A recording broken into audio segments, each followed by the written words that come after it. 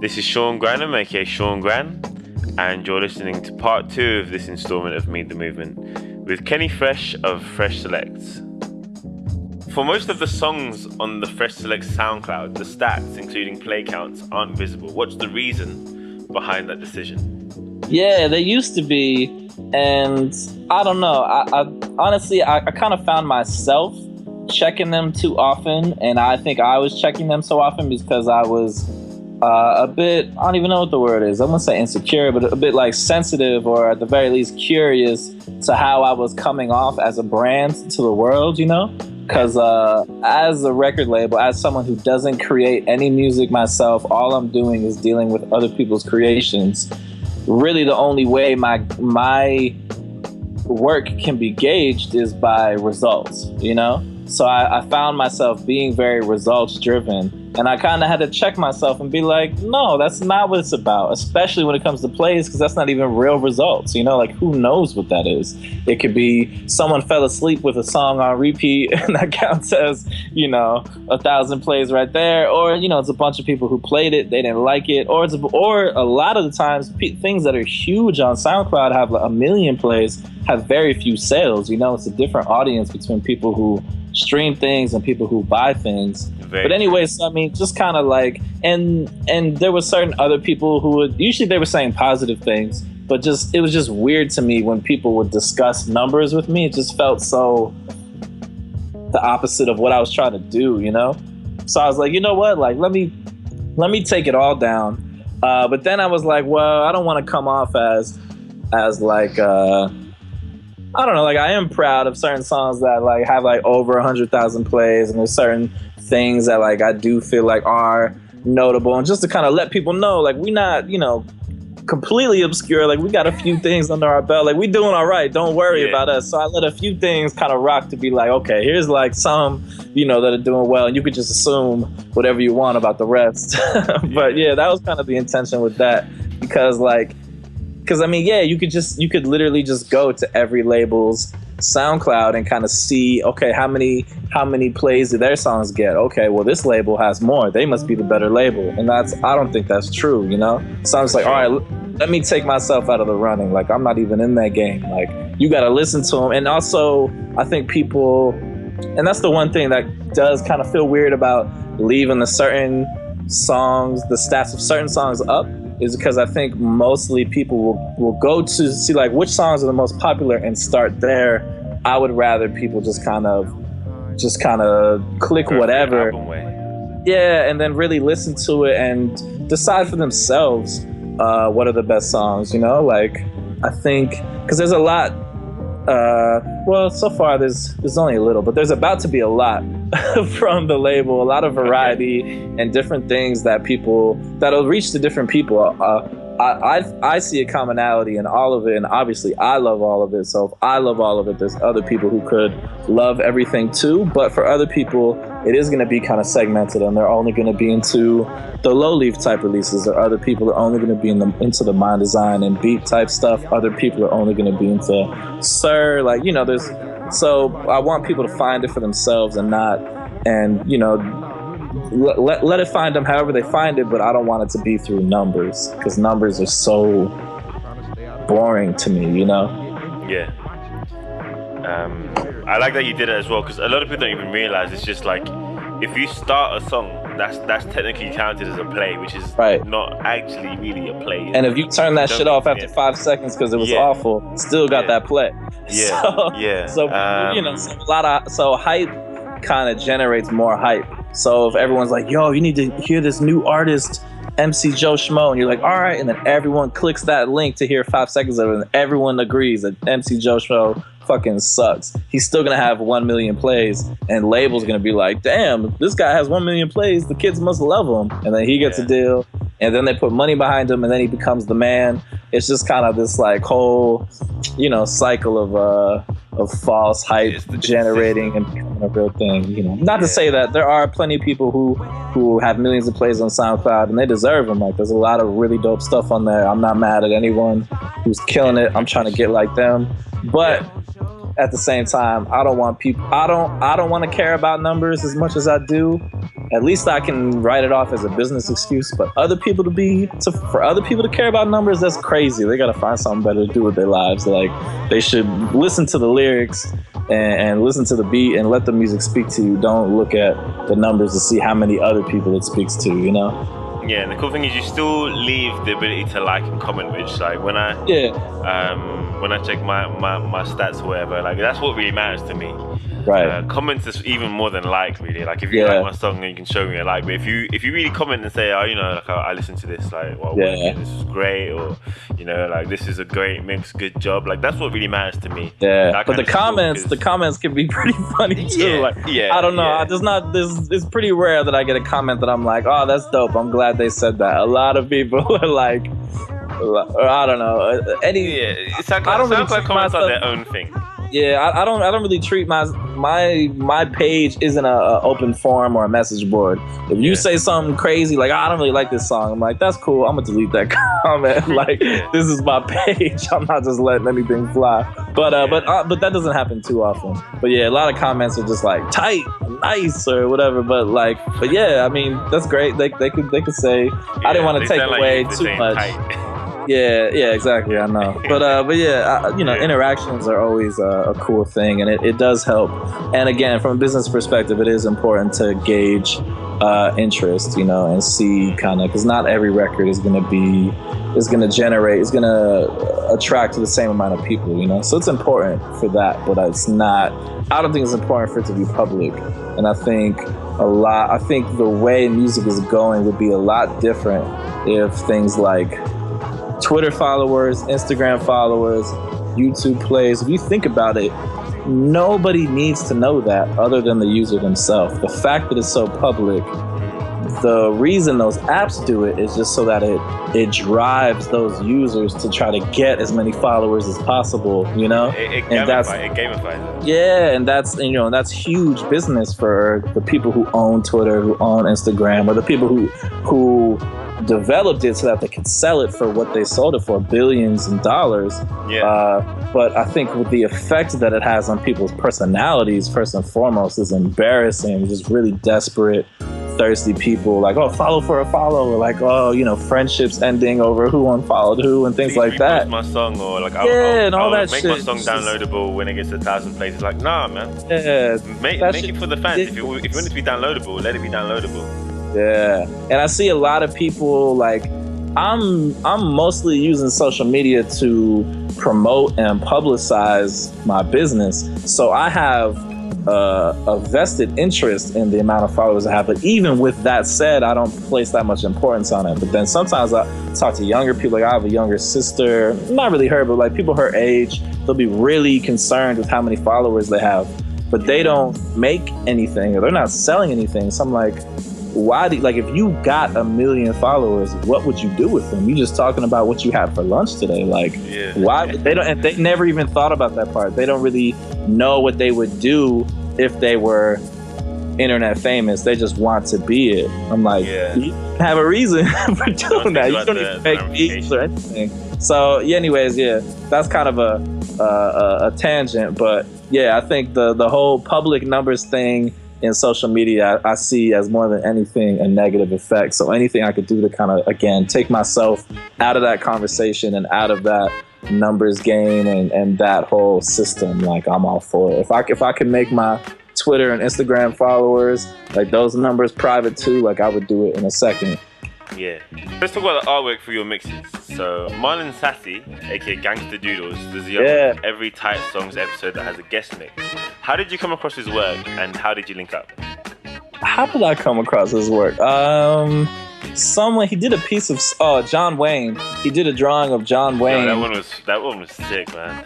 He's done a few for him, but he did one. I think it was like the first one he did. It must have been, like 2013 or something like that. And John just retweeted it. And again, it was one of those things. It was like Sir's album. It was like, I went to Gangster Doodles' page and saw his other drawings. I was like, oh, these are amazing. And I think at the time he had like 500 followers or something in the low hundreds. And I was like, oh man, this guy's stuff is incredible.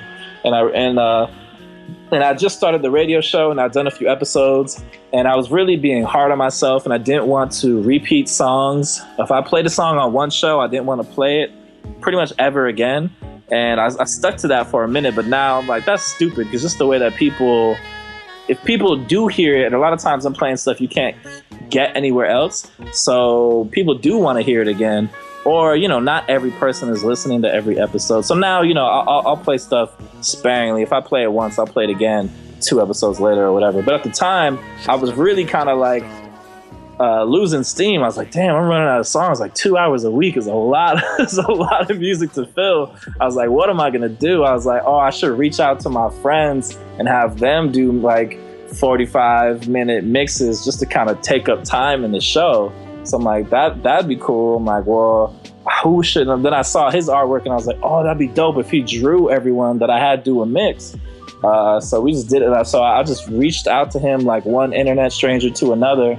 It's been like, hey man, I like your page. I got this record label and this radio show, and at the time, neither of them were like anything to really, brag about. And he just kind of. He was just super cool and he was like, yeah, okay, I'm down. Like, took like zero convincing. He's like, yeah, I'm down.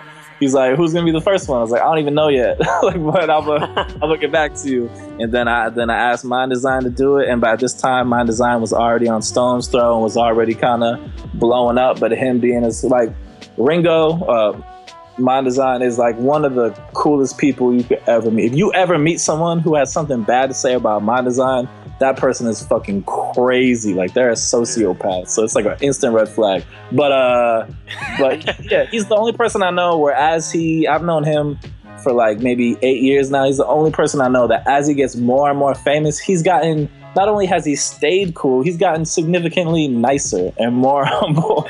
So like I reached out to him and asked him for like little favors and shit. And honestly, I just keep asking until one day he's gonna say no, because he's like way too busy and way too big. But so far he said yes every single time. So I hit him up like, hey man, would you be down to do a mix for my show?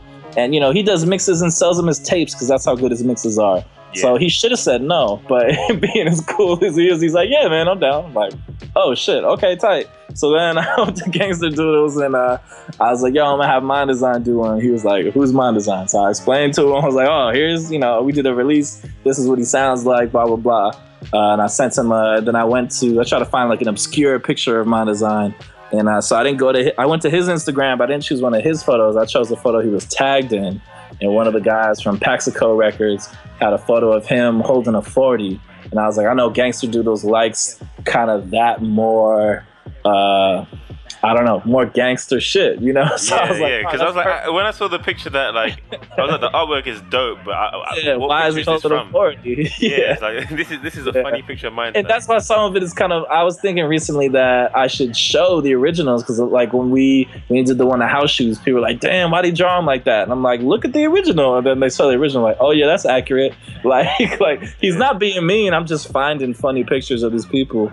But yeah, so he drew him with a 40 because that's what he was really holding in the photo, and it just kind of took off from there. And then Gangster Doodles has been another one where he's just like, I found him early on and he's blown the fuck up. Like now Stone's Throw hits him up and he does artwork for all their. They even use the Mind Design drawing that he did for me. They used that as like artwork for his album with them and didn't even tell me. I had to find out after it was already printed, as like they're handing out promo CDs. I'm like, that's the artwork that I commissioned. Like I chose that photo.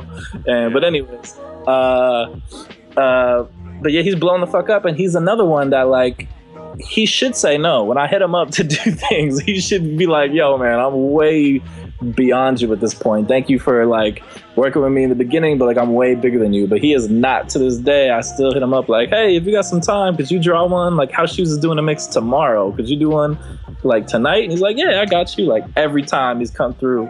So yeah, that's just been another blessing in disguise. And just kind of like certain things when you see him, you're just like, oh, this is gonna be huge. Like, and it wasn't even about like trying to find someone that's going to be huge. It's just like, oh, this is great. Like, this is someone who does great art, super conducive to this idea I have. I need a series of people. He's great at drawing people into making, and I was kind of already doing a certain aesthetic with the flyers where I had different people draw them each time for the normal episodes, and they were kind of more hand-drawn, more kind of like comic, because with the label, I like a really clean, very professional to me type aesthetic, and so I go the complete opposite route with the tight song stuff, and like I like them really dirty and handwritten and like the opposite of clean, you know. And so he was the perfect balance between those two worlds, and yeah, that's been just another like happy accident, and yeah, it's been cool. I don't know if I'm gonna keep doing those mixes though, because SoundCloud is really scaring me. They're deleting accounts left and right that have mixes on them, so that might be the end of that series. But if it is, I feel like we had a pretty good run with it. I hope not, man. Hopefully, maybe you can take it to Mixcloud, but the audience isn't there. That's the issue. I know. Hopefully they go there, because I post all the regular episodes to Mixcloud, and Mixcloud as a company has been super good to me. Like they've taken, like I know certain people who work for Mixcloud have reached out to me and said they really like my show, and they tweet about it. You got shortlisted, didn't you? Yeah. I just saw that. Yeah, that's awesome. Like they've been super, and you know, SoundCloud has never reached out to me because I'm super small potatoes to them, you know. So I wish Mixcloud had the audience, because I like them better as a company, but like from a business standpoint, I got to kind of stick with SoundCloud for the big kind of promotional pushes for the time being. Yeah. Every other Type Songs episode has a piece of unique artwork from a number of artists. How do you discover the artists, and how do you reach out to them? Because there's so many different ones, like Duncan Brazil, who works with Idol Dread, did one a couple weeks ago, I think. Yeah, he reached out to me. Like, so originally it was just me hitting up artists that I know, and it was just kind of something that, I don't know, I've always been drawn to, because I can't draw for shit, and I can't make music. I just can't create anything on my own. I'm just... But you make yourself sound so hopeless, man. Hey, it's true. It's cool. Like I'm accepted it. I'm cool with it, so everyone else should be cool with it too. Like, don't feel bad. I've been doing just fine, even with that being said. But you know, so my talent more so lies in direction and kind of strategy and seeing certain things and how they could be presented and things like that. But so I've always been drawn to creative people, and so when I started it, I don't know, we just did the radio show. I didn't even think about it. The first episode, the like day of the show, I was like, oh, I want to promote the show on Instagram. How am I going to do that? I don't have like a photo or anything. Like, I'm no designer. I can't make something. So I literally just typed. Like, I made like a black square. I don't even have photos. I've figured out, I've learned a few basics in Photoshop the last like 2 months. But, you know, this is last year. I just like, it was like word art. I just made a black background and just typed in like Helvetica, like tight songs, you know, tonight at midnight, X-Ray FM. And I was like, I can't do this every week. This is awful. So the next week I asked a good friend of mine to draw something for me, and she drew one. And I was like, yeah, that's dope. And then the next week I asked someone else to draw one for me. And then people really responded to them, because both of them were really good illustrators, and they was just like really cool, like handwritten ones. And I was like, okay, let's just do this until I run out of people. So I just started, you know, hitting up every friend I had, and then some friends would see it and they would ask if they could do the next one. It was kind of the whole My Design Lowleaf thing again, you know. I just reached out to my friend, and then my other friend reached out to me like, hey, can I do one? I'm like, oh yeah, why not think of that? Yeah, you should do one too. And then now it's gotten to a point where strangers like Duncan is like, yo man, like I love all the ones you've done so far. Can I do one? Like, hell yeah. I check out his stuff. I'm like, yo, you're way too good for this, but okay, that'd be great. And then now people are like, they'll be just on Instagram and they'll see someone who does, you know, really cool cartoon portraits of people, and they'll tag me like, hey, you should have him do a Tight Songs flyer. That's what happened with the most recent one. This guy Nick Koza, who's like 20 years old and lives in Portland. I still haven't met him, but someone else just kind of like found his stuff and tagged me, and I was like, yeah, his stuff is dope. I reached out to him like, yo, I have this stupid little radio show. I asked if people do drawings for it. Do you want to do one? And everyone has just been like, yeah, okay. And it's just kind of grown, and I've repeated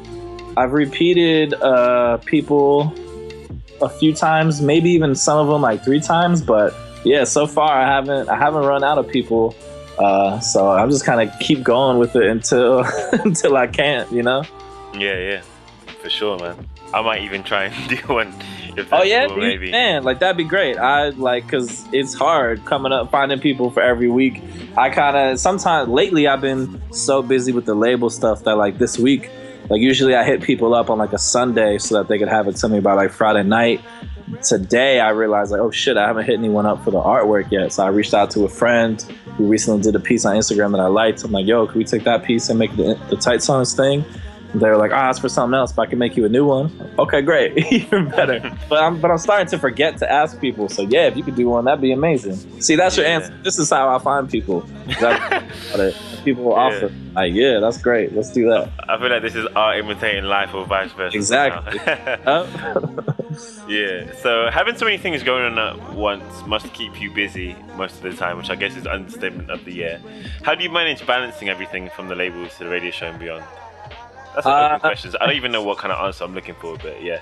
No, but I got one though, because I think part of it is the fact that it's seclusion and the fact that I live in Portland and none of my artists do. So it's very easy for me to separate my life and the people I work with. Like it's all through text and email. So like if I need to get something done, I mean, I try to be really quick with responding to people, but, I could turn the phone off. I could, leave an email unread until the next morning or whatever the case, Whereas if I was in, say, LA, where most of my artists, live, they could reach out to me or they'd be like, yo, it's like everything would be a meeting. Like, let's get dinner. Let's go out. And then it just takes more time. With us, it's just like, well, let's get on the phone. Let's talk about it. We'll catch up with each other's life for a little bit. And then we'll just knock out the problem and we'll be done with it. Then I can go back and get back to my emails or whatever. So, yeah, like being just like straight up seclusion, me being a homebody and like not really going out is a big part of it. So, like, yeah, my life is like the label, the radio show, listening to music, watching movies, a little bit of room for like relationships, and then that's it. Like maybe I'll go to like a party or like a concert like once or twice a month, but that's like it. I'm not really doing anything else. Like eating food, and that's it. Like, and then those things, like that's my life. So it's just like tunnel vision and focus, and also just it's been a big advantage that I have very little interest outside of this. Like I'm not into sports, I'm not into video games. Like this is all I care about. So it's like it's easy for me to only do this. Like it's more than enough for me because I've never really been into anything other than this. Yeah, for sure. So if you could change anything about the scene that the label exists in, what would it be? You've kind of touched on some stuff regarding like SoundCloud plays and stuff like that as well. I mean, that could be your choice or anything. Yeah. Well, for one, I'm not completely sure of, and I don't know if I want to be sure of, what scene the label does exist in. I don't think I'm trying to create our own scene, more or less. Like, there's a lot of beat labels, there's a lot of cassette labels. Most of them are kind of beat labels, and I'm friends with them. I love what they do. Don't get me wrong. There's R&B labels, there's rap labels, there's more eclectic labels. I don't feel like I'm any of them, and maybe, and sometimes I have to remind myself that the releases that are out are all I have out, because there's like, okay, there's 5 out right now, but in my head, I'm thinking about the like 12 to 15 that I have signed and that will come out. So I have the full picture in my head, and I'm like, why don't people see it? I'm like, oh yeah, I have it. Yeah, and I haven't even announced it or anything. But I think, maybe a year from now, I think people will see like really how much of an individual thing this idea and this label is. But so that aside, to answer the question, what would I like to change? Just kind of about like the scene in kind of a very general sense of just like other labels and other musicians and radio shows, whatever, that are doing things. I think me personally, I don't know, there's a lot of things. Like if it was just one thing, I probably wouldn't have started a label. I want to change pretty much everything about it. But let's just go off of the top. As always, I think it's very important to include more women, and I say that in just a very just a very casual, social way. Like, I'm not trying to be I'm not even in a political sense. Like, I'm not even a very political person, but just like, in generally, like, my best friends are women. Like, I have, of course, I have like close, homies as well. But like, just in general, I'd rather hang out with women, and I could have just as intelligent and thoughtful conversations about music with women as I can about men. Oftentimes, even more so. And if you look at a lot of labels rosters, there's very like I can't think of too many labels that have more than like one or two female artists, and the rest are all dudes. Like, and that's weird to me because like I've always grown up listening to, as like, for every D'Angelo I listened to Erykah Badu. Like there was always like pretty much 50-50. But I remember in high school, like, again, you kind of still dealing with that phase of like trying to fit in, but becoming an individual, like I was talking about in middle school.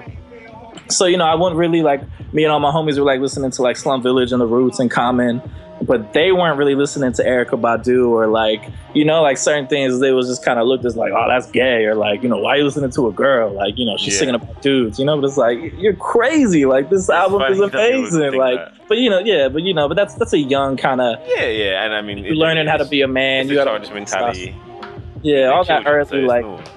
Yeah, but some guys never grow out of that phase, and I think some of that shit like still sticks with them, at least in a subliminal sense, where they're really like, yeah, I'm about the real shit, and real shit usually means like some man shit, like I only want to make beats that like, and then they like throw a show and they're like, yo, how come there's no girls here? Like, how come it's all dudes? And it's like, because like you never thought about girls until this point. Like, I'm not even saying you need to make music differently, like the whole Mo Better Blues conversation that's at the beginning of The Roots Things Fall Apart. Like, if you made the music that black people, like if you made the type of jazz that our people love, then they would come. That whole conversation. Like, you don't need to make music for women. That's an outdated idea. You just need to think of women when you're presenting it, and maybe you should work with a few women when you're coming up with how to release it. Like, there should be more women. Understanding.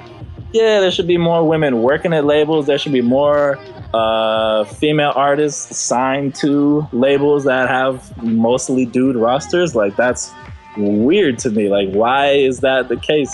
So I would like to see a lot more diversity there. And also in like festival lineups, when you look at them, it's like 80 to 90% dudes, and then like a few like kind of token, females sprinkled in. But so that's one thing. And maybe I'll just let that be the thing, because I think that's a big one. And I think, again, like, as I'm saying this, I'm like, okay, so far all of my releases have been men except for Lowleaf, but me knowing the projects I have signed, like by maybe this time next year, I think the releases will be at the very least 50-50 between male and female artists, if not more female releases than male. So that's something I'm looking forward to, is like, just kind of evening out that number of things. But I think that's a big thing with me. And with the radio show, that's been another, it's like nothing I've ever said. I never said like, oh, I want to make a radio show for women, but it's just something the intention I put behind it. I play a lot more songs that are a bit more emotional and deal more with like real life, and a lot less bragging, and a lot less like shallow shit about, bitches and hoes and things like that.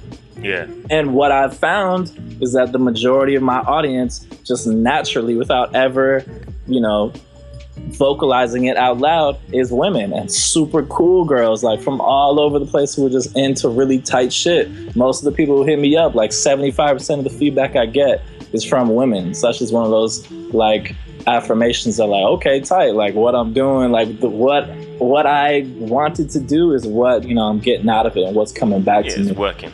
Yeah, so I'm trying to like continue. I feel like we're already doing that with the label, but I'm trying to do that even more, and I'm trying to, I think like our fan base as a label is a lot more men than women so far, just because off of certain, artists that, and especially the blog, just kind of like a certain artists we've known to work with to date. But I'm definitely looking forward to changing that. And I would like to throw shows where, like, what's his name? Teddy Pendergrass did a whole tour where it was only women were allowed. And like, really? damn, I would be dope. Yeah, I'm down to throw some shows like that. I had no idea about that. Yeah, that's another great film that I think about a lot. A documentary called Supermensch. It's a guy who was a manager, and his main artist that he managed was Alice Cooper, but he later went on to manage Teddy Pendergrass, and he went to his shows, and it was just kind of like it was male and female, but he would see the women going crazy, but they would kind of be holding back because they didn't want to go too nuts, and they didn't feel really safe, really letting themselves go with kind of men in the audience, like you don't really know, who would kind of take advantage of you or whatever the case. So then he was like, yo, what if we did a tour of just women? And then these women just went nuts, like, throwing panties on the stage and just really letting loose because they're in a safe environment that's conducive to that. And I think that's important. Like Lowleaf just recently said, and I think it's a totally legit thing. It's a crazy thing for an artist to say, but with her, it makes perfect sense. Where she was, and this is a conversation me and her have had multiple times for the past few months. She gets frustrated when she's trying to play in a venue that's pretty much just a bar, because her live show, I mean, in the future she's gonna be playing with a band, but for right now, her live show is just her acoustic with a harp and then playing, keys and then beats. It's like a pretty quiet, intimate thing. So if you're in a bar setting where there's like people just laughing and having like daily conversations in the background, it's really distracting and not conducive to the audience. So like, now we're trying to think of places that make more sense for her to play that are conducive to her. Like Teddy Pendergrass should be playing to a crowd of all women. Yeah. Low should not be playing in a bar, So that's like a big... So those are things I'm learning and trying to rethink how we approach things around. Yeah. It's really true what you're saying about women as well, because I feel like the promotion isn't there too. The music is like people just say there's no women making music, but that's not really the case. That's bullshit. And I'm glad to learn about like obviously you have like guys like I don't know Talkie Monster and Gavin Threat who are like releasing a project soon. And even with them, also have, and I think even with them, and this is something that I'm not even saying this against them. I'm saying I agree with them because I see them say the same thing. Like Talkie Monster has always been someone who's like she doesn't like when people call her a female producer. Or like it kind of like exotifies them, like wow, look at this girl, she can make beats, like like she's a person, like if you could do it, she could do it, she's not like if a dog made a beat, you'd be like, damn, that's crazy. But like a woman making a beat should not be crazy to you, like that should be very normal. So like I think it's important that when you promote artists, you don't do it. And I was having this conversation with the artist I'm going to be releasing soon. She's a really talented R&B singer and songwriter. And she's kind of in the Sir vein of things, but from the female perspective, where she's like really more of like a radio R&B, type sound, more accessible. And she makes her own beats. And to me, that's interesting. Again, because she's a woman, but also because most singers in that genre of that accessibility, for one, they don't write their own music, and they for damn sure like damn near ever produce their own stuff, like Music Soul Child and Bilal and people like that. They're not really making their own beats usually. So even for men, that's crazy. So the fact that she's doing, I'm like, that's dope. But me and her were having a conversation, like, how do we present that without being like, look at the girl, who makes beats, and just trying to be. It's archaic. But I don't know if you heard of this girl called Dot. She's dope. She's I know her through a close friend of mine. Yeah, she's a member of Team Supreme, and she founded this label called Unspeakable, which is just women. Yeah. It's just that's women. her. I didn't know that's her because she put out she did a compilation that had a song with an artist that I might be working with, or just a friend of mine, Nana B. It's like a compilation of all women. I didn't realize, that's crazy. I didn't realize that was Dot doing that, but that's dope. Yeah, like that's dope, and I think that's cool. It's important for them for women to have ownership and to own their own companies, and I think that's like a step into the right direction to do compilations that are all women. But to me, I think the true progress is when, again, it's not a big deal that it's women doing it.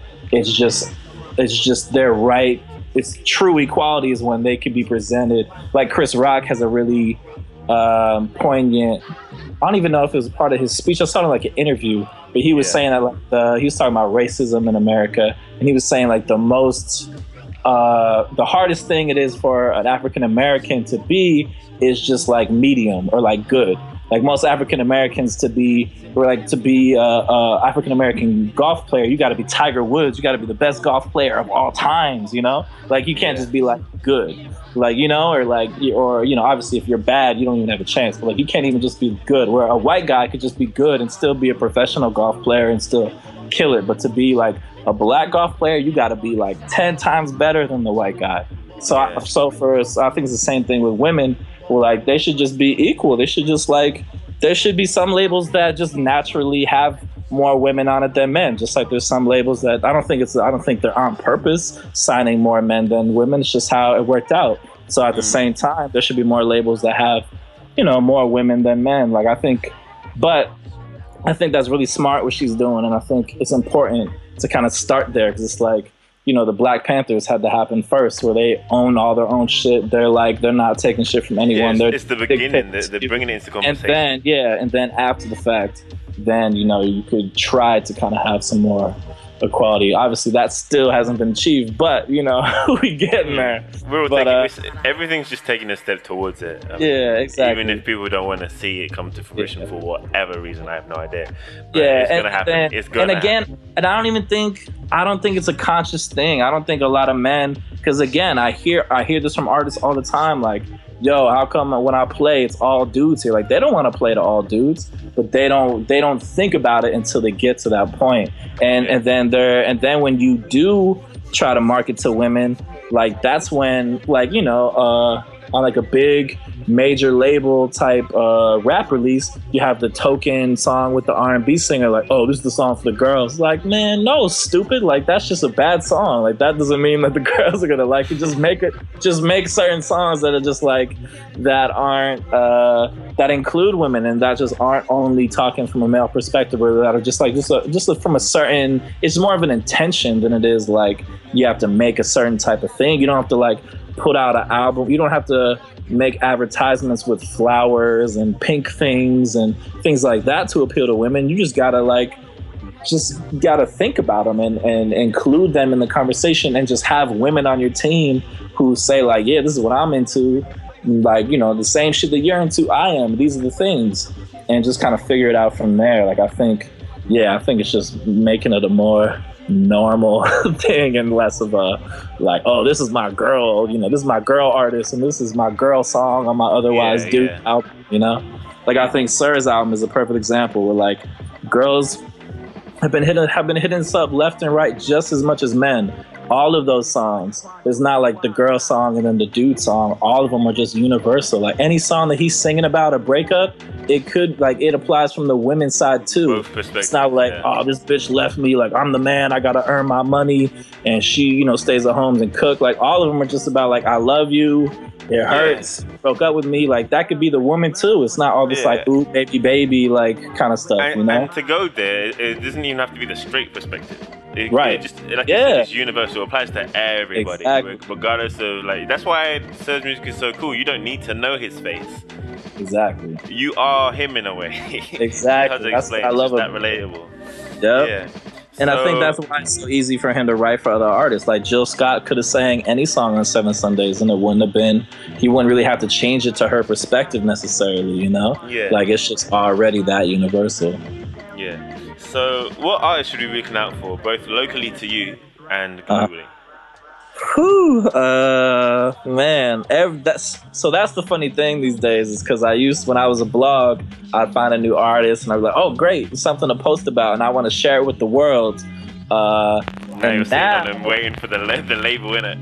Yeah, now I find a new artist. I'm like, this is amazing. I got to sign them before anyone else does, and then I can't really tell people about them until the contract is, It's not nearly as fun, but I'm finding all of these artists, and I've just been signing all of them. Like I've signed a ridiculous amount of artists in the past 6 months, and my roster or my release schedule is bananas. I don't know how I'm gonna pull it off, but Somehow I'm gonna pull it off. But I'll give you a few ones that are more immediate, and depending on when this interview airs or gets published, they might already come. Releases, yeah. Yeah, these are just fresh releases. That was my question. Okay, you're kind of breaking up, or can you hear that on my end too? No, you sound fine. Am I okay? It might just be my shitty headphones I got here. But that's okay. I can still hear you. It's just kind of like some feedback. But yeah, real quick, some artists that I would say look out for. Okay, we'll talk about a few artists that aren't on the label then. How about that? 'Cause if you're gonna ask me about artists on the label, I'll kind of save my cheesy self-promo for later. Some artists who I really like in general, who of course I am hoping to work with through the label, but we just early in our conversations we kind of getting to know each other. Hopefully no one hears this and signs them because I would suck. But it's cool, you know. No, it's cool. There's this singer from Chicago. Her name is Via Rosa. She's incredible. I've been playing her songs on my radio show for the past like 6 months.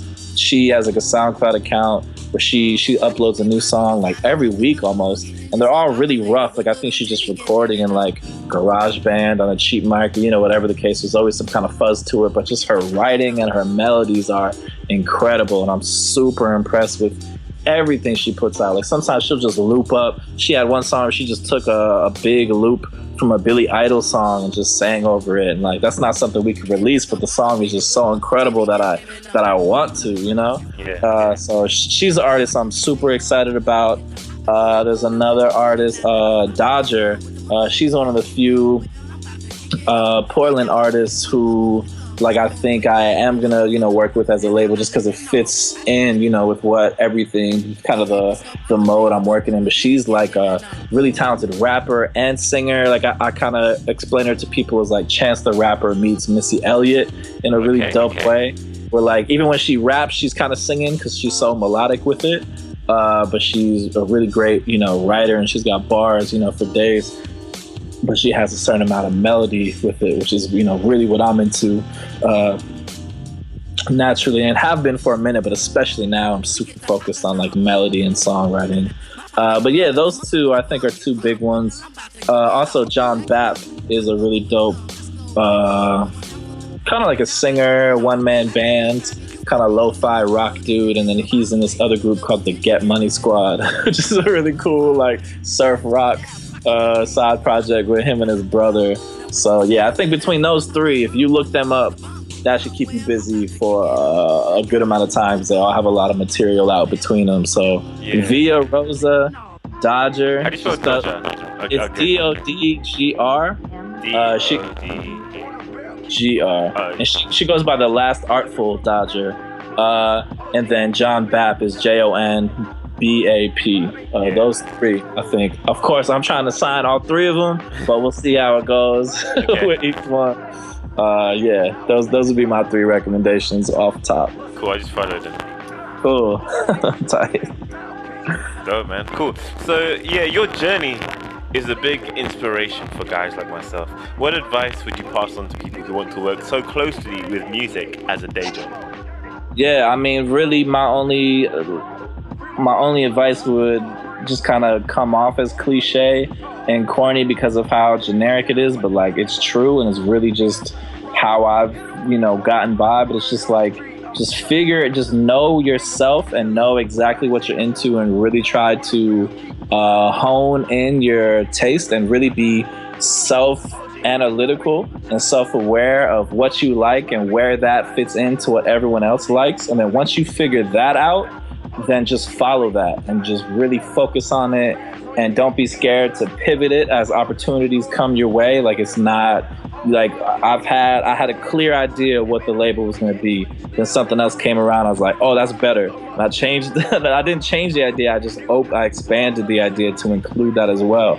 And then someone else came along like, yo, did you know you can make money from doing it this way too? I'm like, no, I had no idea. So I expanded it towards that. So yeah, I think it's just really important to like to really be self-critical and to really kind of a lot of people work best through collaboration and kind of like an iron sharpens iron kind of way, and kind of a collective. So if that's your thing, then do that. that's kind of like the big thing these days. There's a lot of collectives and crews. So if you're that type of personality, by all means, find your crew and kind of get that going. But me personally, I've always just been like really, kept to myself and just really a collective of one. So with that, you really have to be tough on yourself and to really look at yourself from an outside perspective and see how you come across. And I have my certain guilty pleasures of things that really appeal to me, but I do my best to work them into the label, but not every time does it work, you know? Yeah. So you need to be self-aware of that. But yeah, more than anything, it's just like be honest and be very sincere about what you love and whatever it is, and just in whatever situation, just try to figure out what is the right thing to do, not even necessarily for yourself, but for, like, I always look at each project as like a person, and I'm like, it's my responsibility, like a child, you know, like what's best for this project, even if it's gonna hurt me, or even sometimes, you know, unfortunately it might hurt the artist, or not hurt the artist, but it might make them slower money, or it might be something, you know, like certain things that make things harder for the artist. But if it's better for the project, I feel like you need to do it for that. You need to treat the thing as the thing and put that first above yourself, you know? So I try to do what's best for the label, and then specifically what's best for the release. If like the artist needs the album to come out next month because they need to pay rent, but the release needs 2 to 3 months to be introduced to an audience, you gotta put it out in 2 to 3 months. Like if you can pay the artist from your own pocket and take that hit yourself so that they can pay rent, because of course people gotta live, but like do what you can to not, you know, sacrifice for the greater good of the music, you know, because that's what all of this is about. Yeah, man, that's great advice right there. So yeah, what are Fresh Select's plans for the next 12 months? Oof, there's a lot. It sounds like it. Yeah, the plan is to pull off about like 10 miracles. Within those miracles, I mean, really, it's just releases. Like, and that's why it's been helpful to kind of have people offering their services and kind of adding on to the team, because I could be so tunnel vision that other people are like, yo, you need to expand into this area of business or this area of business to grow. And I'm like, oh, that's dope. Can you help me with that? Because I'm just so focused on signing amazing releases, making those albums the best that they possibly can be, getting them artwork, and then promoting them. Like, that's all I really can think about right now, you know? Anything outside of that is just kind of like a luxury that I can't really afford quite yet, just time-wise and usually money-wise too. But so yeah, my plans are just lots and lots of releases, each one of them, you know, better. Well, that's not true. Not better than the next, but all of them consistent, just super quality, you know? Yeah. So if you, I try not to announce anything that's not like fully concrete, you know, done. Yeah, but like I could talk about the immediate next few, if you want to go down that road. Why not? Let's do it. Okay, cool. I'm curious anyways. Yeah, of course. Yeah, I think next up we're gonna kind of going back full circle to the original plan for the label. I'm gonna do a beat tape with Amano Mari. We're re-releasing 2 beat tapes that he had put on Bandcamp for a little bit and then took down, High Loops and Higher Loops. We're doing those kind of Breatharian style with new artwork, bonus tracks. He's going to do a guest mix for the show. Just kind of take that whole approach with things to kind of go back to square one before we continue to grow. And then after that, we have 2 acts from London. One of them I was talking about earlier, Emma V. She's a really dope. I was thinking it was her, man.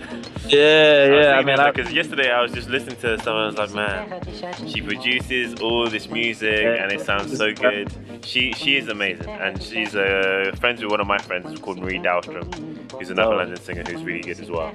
Yo, I'm gonna check them out now, because I'm on the hunt. I got all these artists, but I'm always looking for more. So I'm gonna text me that. I'm here in the Skype chat right now. But yeah, Emma V, I'm putting out her. She's calling it EP. I just call everything a project. I don't really treat EPs too differently than albums. It's called Honeymoon. She's already released 2 singles from it, so I'm gonna help her release the next few, and it's gonna be a pretty quick turnaround. That's gonna be coming out hopefully like October at the latest. And then I have another group from London, another artist. You know, she's a solo artist. I have a group from London, Equals, where it's a singer, Ade, super talented. He used to sing and tour, background singing for Amy Winehouse. And he was all over the new like Matthew Herbert album. He was all over the Kindness album. It's him and a producer, James D'Lo, and it's a really dope kind of like churchy soul singing over kind of like London style bass music. So that's a really cool EP. That should be out, I think, in like September too. That's gonna be pretty quick. Just kind of like I'm trying to be like, so far it's been like a year and a half, and I put out 5 releases. And that's the biggest regret. And there was a lot of downtime. Like we put out Coltrane in December, and then we had like a Dolphin single in April, and then Sir's album in July. There was kind of nothing in between. So I'm thankful for the radio show to kind of keep the name out there while we kind of were. I was just kind of trying to reorganize. Yeah, exactly. In a very literal sense. That's the perfect way to put it. So now the future is a bit more secure. So I'm trying to rapid fire put out projects, hopefully. But it's kind of an experiment. I've been really slow and careful so far. I'm about to throw all that out the window and put out like 1, maybe 2 releases a month and see if people can keep that. Okay. But like the quality level will be there. But it's gonna be it's gonna be a Mono Mario on the like super stoner loops, like real lo-fi beat tape. Then Equals, which is really polished bass music, soul singing. Emma V, really polished R&B from a female perspective. And then I got some really amazing artist, A Race of Angels. He's a really interesting story where he put out this EP in I think 2004, 2005 called Broadcast Number 1. And it's one of these projects that like it probably like only 1,000 or so people ever heard it, but everyone who heard it agrees that it's one of the most amazing projects from that era. He was kind of like in that era of like Jay Davy and Sa Ra and PPP, and he kind of was a part of that in a way, but he didn't sound like any of them. So I think he kind of like faded to the background a little bit, but he put that out, and then he kind of faded to the background, and no one ever really heard from him again. He like put out like 1 single on iTunes a few years later, an EP with another producer, GB, a few years later, a song on a compilation. But he's always just been kind of like mysterious and funny. Even before I started the label, I reached out to him and I was like, yo man, I'm gonna be starting a label. I think I'm gonna start a label. If I do, would you be down to put out a release with me? And he was just kind of like, yeah, I guess, like, you know, whatever, hit me up when you actually have a label. I was like, no, I'm serious though, I'm going. He's like, yeah, whatever. So I started the label, and then I kind of forgot about it, and I was like, oh yeah, A Race of Angels. And I went back to my email and reached out to him like, yo, I did it, like, you still down? He was like, yeah. And he started sending me music, and it was amazing. So we're gonna be putting out his project. That's gonna be kind of a slower rollout, where we'll do like a single that's not on the album, then other songs that aren't on the album, and then lead up. But his album is like really interesting arrangements. It's like more orchestral, kind of soul, sophisticated songwriting. But I'm excited for A Race of Angels album. And maybe that's it. Maybe I'll stop there. I think that's enough enough cats. It's over, yeah. Or maybe, okay, one more. I got because I know he's gonna listen. I know he's gonna get mad because I haven't mentioned him so far. He gets real mad when I don't talk about him. So Dolphin, he's someone where we put out a single with him, like I said, in like I think April of this year, a song called Young Black Minds, and that was really, we didn't really plan it that way. We just kind of put it out because it was the strongest song that we both felt like for the time. And he's from Baltimore, and then all the stuff started happening with kind of the protests and the police situation in Baltimore, just like it is in, you know, pretty much every other city right now. But it was kind of timely for that, and a lot of people kind of tied it in with what was going on over there. But we've been working on his album since even before I had the label.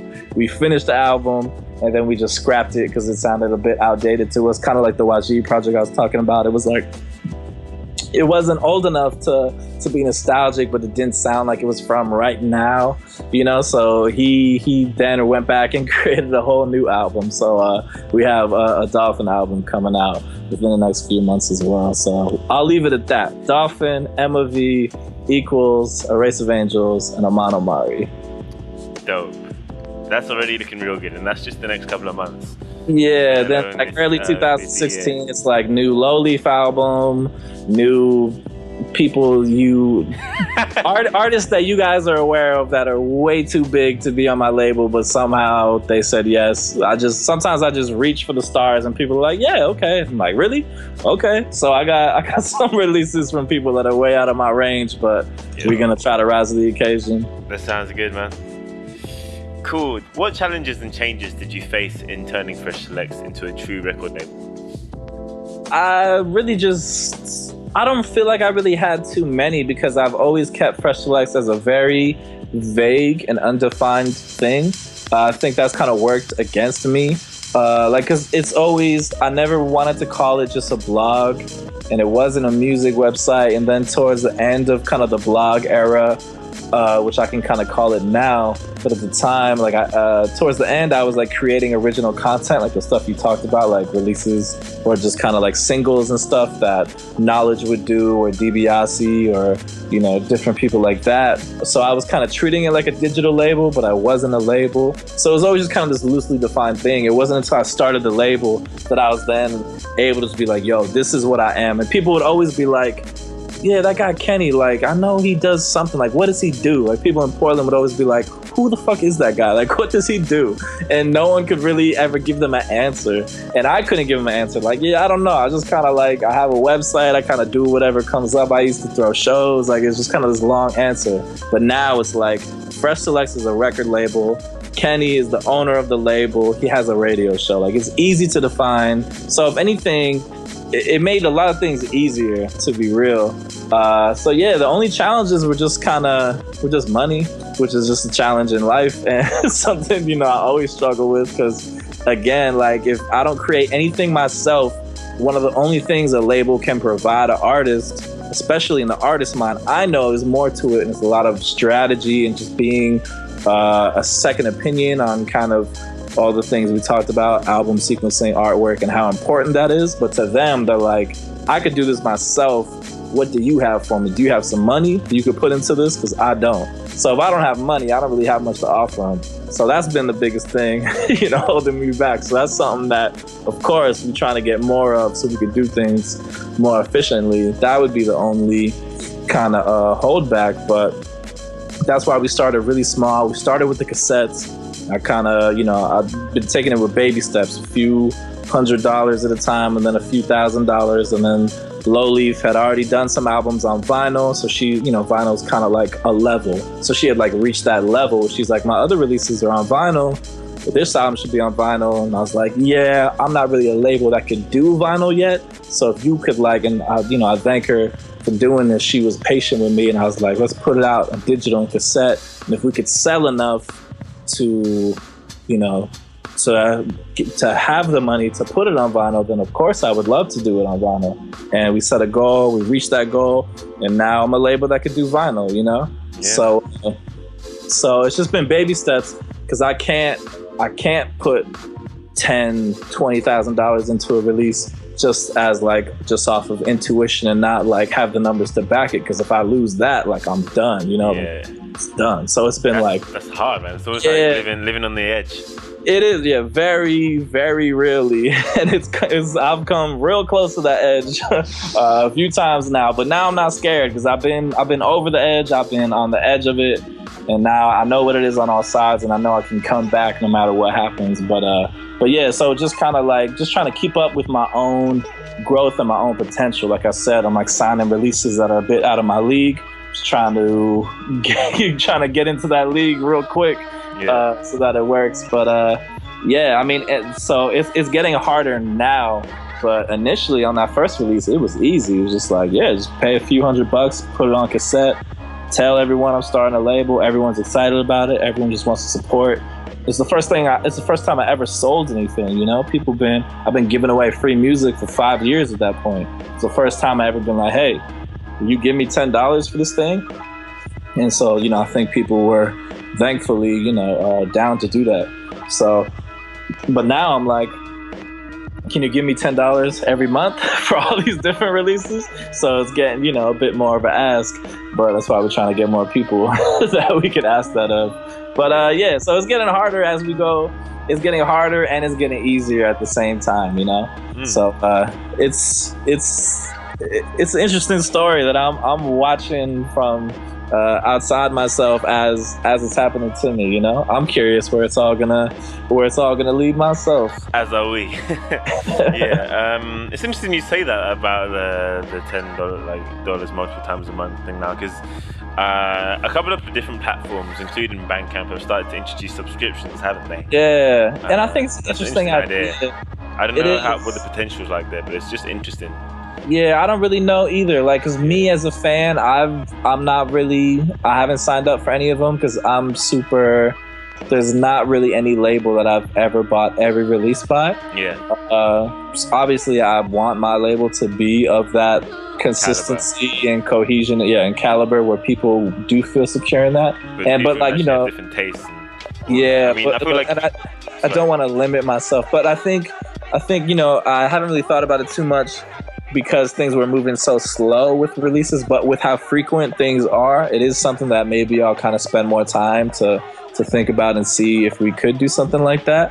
Yeah. But yeah, I think that's one of the cool things about music right now.